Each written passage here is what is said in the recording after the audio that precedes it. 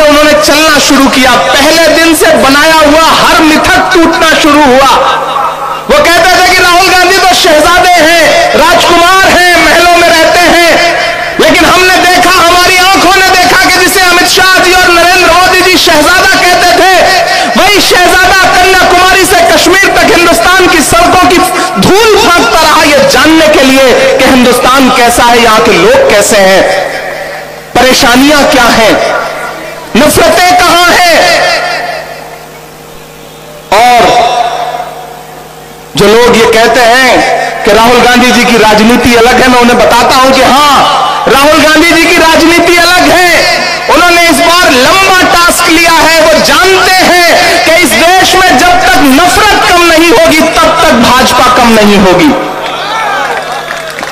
इसलिए उन्होंने नफरत कम करने का बीड़ा उठाया, कन्याकुमारी से निकले कश्मीर के लिए।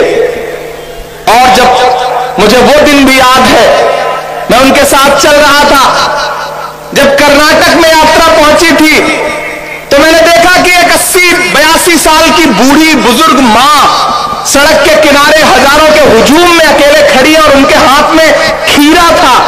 आप लोग भी उसे, जो खीरा ककड़ी होती है, उसे खीरा ही बोलते होंगे। मैं चश्मदीद हूं, वो अपने हाथ में खीरा लेकर के खड़ी थी।